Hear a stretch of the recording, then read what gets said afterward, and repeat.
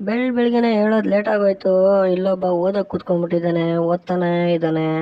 ಇಲ್ಲಿಬ್ರು ಯುದ್ಧ ಮಾಡ್ತಿದ್ದಾರೆ, ಇಲ್ಲೊಬ್ರು ಓದ್ತಿದ್ದಾರೆ, ಇಲ್ಲೊಬ್ಬ ಪ್ರಾಕ್ಟೀಸ್ ಮಾಡ್ತಾ ಇದ್ದಾನೆ, ಇಲ್ಲೊಬ್ಬ ಒಳ್ಳೆ ಹುಡುಗ ಕಸ ಗುಡಿಸ್ತಾ ಇದ್ದಾನೆ, ಇಲ್ಲೊಬ್ಬ ಓದ್ತಾ ಇದ್ದಾನೆ.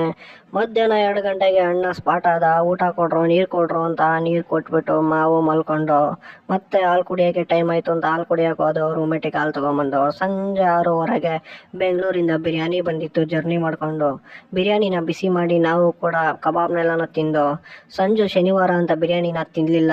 ಅದಕ್ಕೋಸ್ಕರ 12 ಗಂಟೆ ಗಂಟ ವೆಯ್ಟ್ ಮಾಡ್ತಾ ಇದ್ದ. ಓದೋದು ಬಿಟ್ಟು ಹೆಂಗೆ ವೆಯ್ಟ್ ಮಾಡ್ತಿದ್ದೇನೆ ನೋಡಿ ನಮ್ಮ ಹುಡುಗ. ಬಿರಿಯಾನಿ ಅಂದರೆ ಕಾಯ್ಕೊಂಡು ಕುಂತಿರ್ತಾನೆ.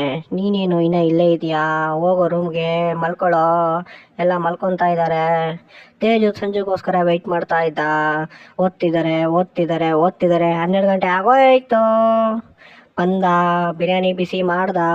ಬಿರಿಯಾನಿನ ಬಿಸಿ ಮಾಡಿ ಚೆನ್ನಾಗಿ ತಿಂದಾದ್ರೂ ಸುಮ್ಮನೆ ಆದ್ನ. ಮತ್ತೆ ಬಂದ, ಎಲ್ಲಿ ಬಂದ? ಚುರುಮುರಿ ತಿನ್ನೋಕೆ ಬಂದ.